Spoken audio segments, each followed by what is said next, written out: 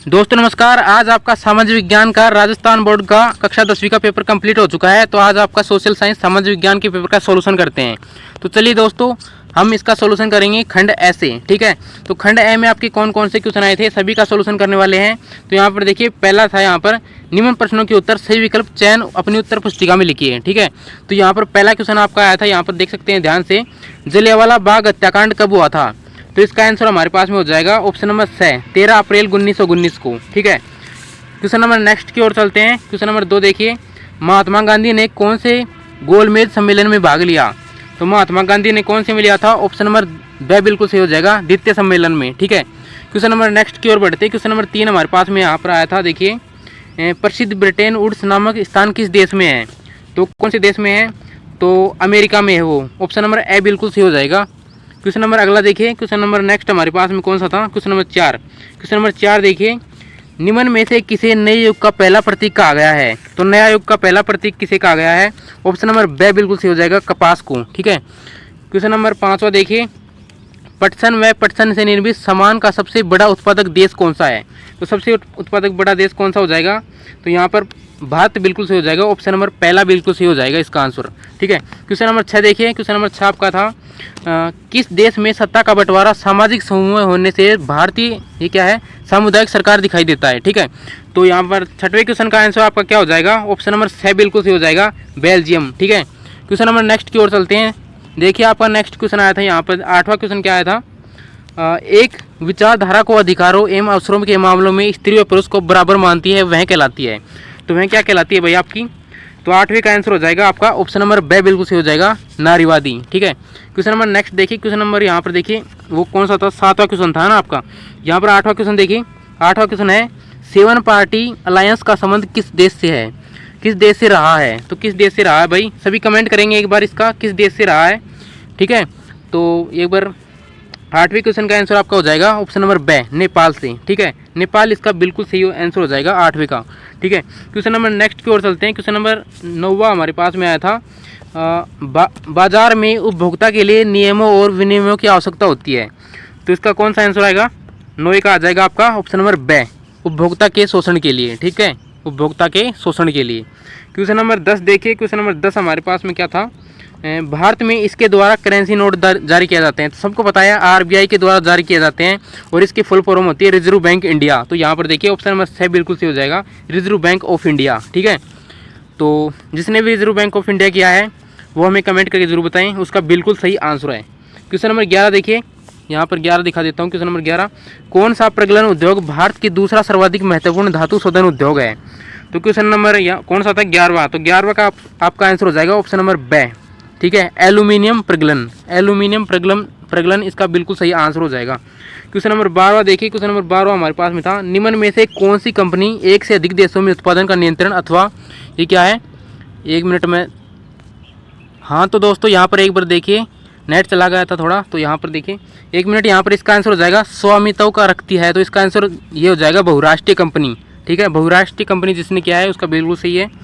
Question number next की ओर बढ़ते हैं। नेक्स्ट क्वेश्चन हमारे पास में क्या आए थे, क्वेश्चन नंबर 2 आया था, रिक्त स्थानों की पूर्ति की थी। तो चलिए इनकी पूर्ति करते हैं। ठीक है, तो यहाँ पर देखिए, प्रथम महायुद्ध मुख्य रूप से खालिस्तान महाद्वीप में लड़ा गया।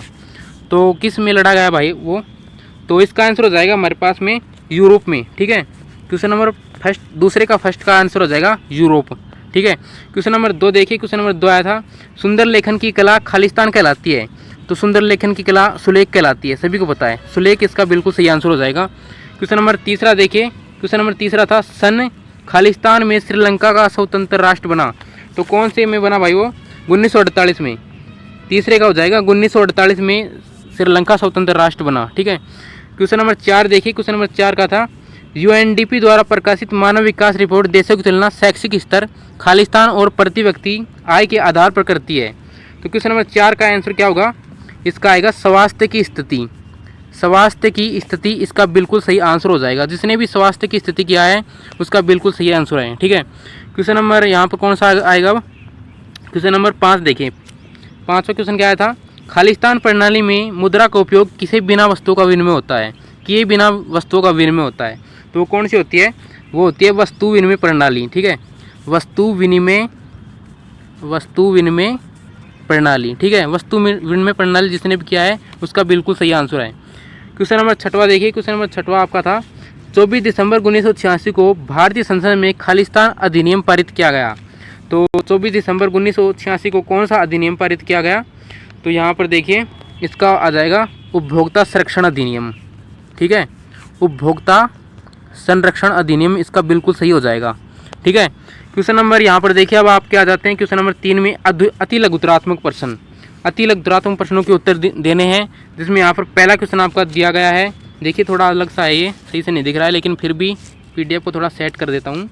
और यहाँ पर देखिए 1860 के दशक में किस देश के महायुद्ध के कारण भारत से कच्चे कपास से निर्यात में वृद्धि हुई थी? तो कौन सा आएगा इसका आंसर? तीसरे का पहले का हमारे आंसर हो जाएगा अमेरिका, ठीक है, अमेरिका इसका बिल्कुल सही आंसर हो जाएगा। क्वेश्चन नंबर 2 देखिए, क्वेश्चन नंबर 2 हमारे पास में था अंतर्राष्ट्रीय पुनर्निर्माण एवं विकास बैंक को अन्य किस नाम से जाना जाता है? तो इसका आएगा विश्व बैंक के नाम से जाना जाता है, विश्व बैंक, और इंग्लिश में कहे तो वर्ल्ड बैंक, वर्ल्ड बैंक, ठीक है, विश्व बैंक या वर्ल्ड बैंक, ठीक है। क्वेश्चन नंबर 3 देखिए, क्वेश्चन नंबर 3 था, ये क्या है? जोहानिस गुटेनबर्ग ने किस यंत्र का आविष्कार किया? तो तीसरे का आंसर क्या आएगा? यांत्रिक यंत्र का, ठीक है, यांत्रिक जंगम प्रकार के मुद्रा यंत्र, यांत्रिक जंगम प्रकार के मुद्रा यंत्र, ठीक है, यांत्रिक जंगम प्रकार के मुद्रा यंत्र, ये बिल्कुल सही आंसर है, ठीक इसका। अब क्वेश्चन नंबर नेक्स्ट की ओर बढ़ते हैं। क्वेश्चन नंबर यहाँ पर क्या था? क्वेश्चन नंबर 4, क्वेश्चन नंबर 4 की ओर बढ़ते हैं। क्वेश्चन नंबर 4 था दीनदयाल पतन कौन सा राज्य में स्थित है? तो दीनदयाल गुजरात में स्थित है, गुजरात इसका बिल्कुल सही आंसर है, ठीक है। क्वेश्चन नंबर 5वां देखिए, जहाँ भूमि पर जनसंख्या का दबाव अधिक होता है वहाँ पर की जाने वाली कृषि का नाम बताइए, ठीक है, वहाँ पर कौन सी कृषि की जाती है, मतलब कि ये तो है क्वेश्चन, हाँ है ना। तो क्वेश्चन नंबर 5 का आंसर हमारे पास में क्या होगा? वहाँ पर गहन कृषि की जाती है, वहाँ पर गहन कृषि की जाती है, ठीक है। अगर आपने सघन कृषि किया है वो भी सही है, और अगर दोनों लिख दिए हैं तो दोनों भी सही है, गहन कृषि और सघन कृषि इसका बिल्कुल सही आंसर हो जाएगा, ठीक है, क्वेश्चन नंबर 5 का।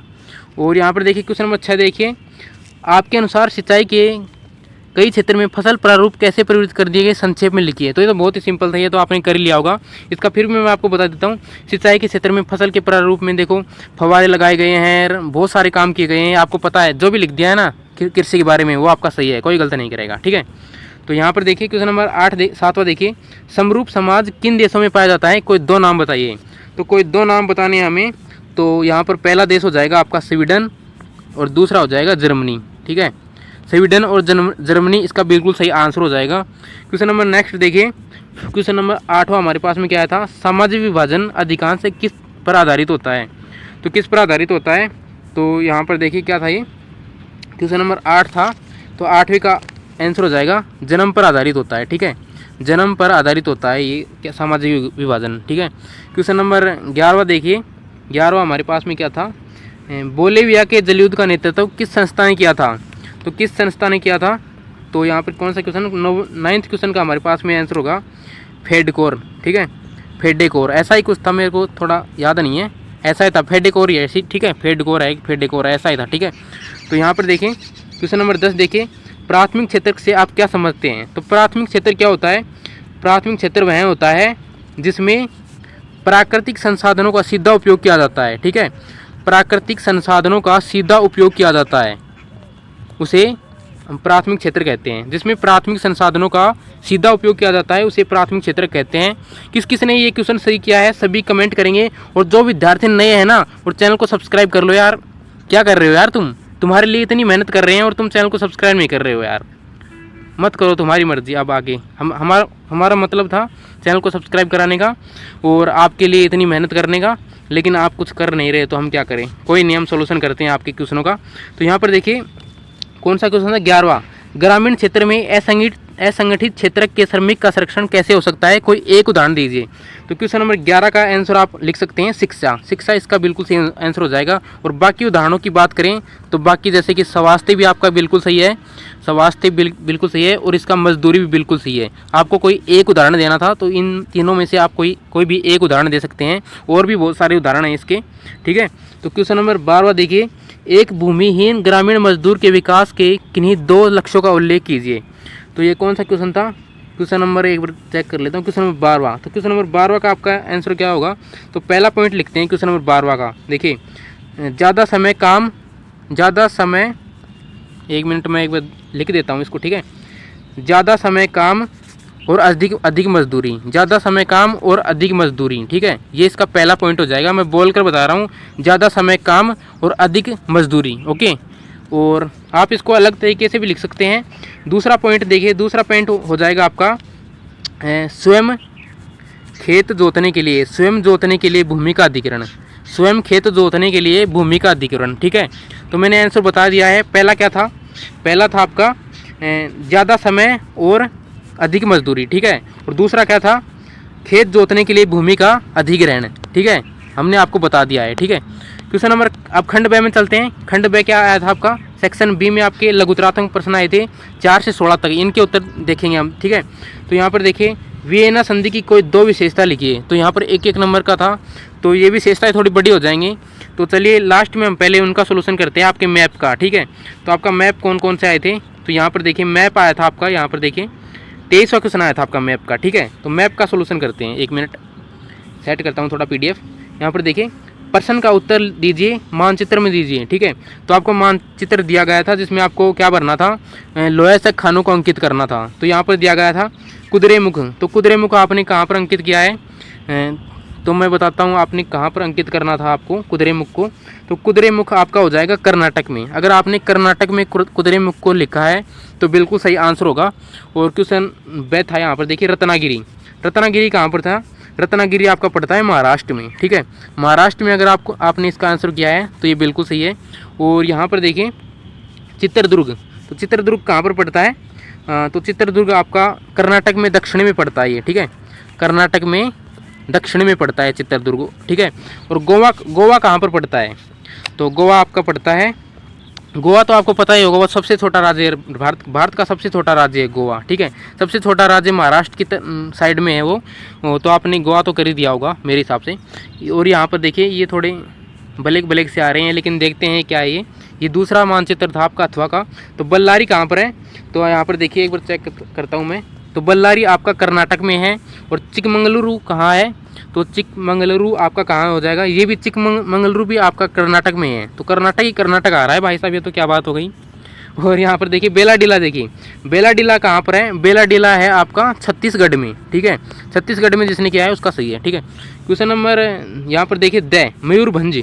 तो मयूरभंज कहाँ पर है आपका? उड़ीसा में। उड़ीसा में बिल्कुल सही है। और हमने पूरा पेपर सोल्यूशन करा दिया है। और आपके बड़े पेपर तो आपने कर ही लिए होंगे, बड़े क्वेश्चन तो आपने कर ही लिए होंगे, ये आप अपने हिसाब से देख लेना। हमारे द्वारा इनका आंसर पाना चाहते हैं तो हमें कमेंट करके बताएं। और आपके कितने नंबर आएंगे, कितनी परसेंटेज बन रही है इस पेपर में, वो हमें कमेंट करके ज़रूर बताएं। और चैनल को सब्सक्राइब जरूर कर लेना, आपसे विनम्र विनती है। मिलते हैं नेक्स्ट वीडियो में, तब तक के लिए जय हिंद, जय भारत, वंदे मातरम।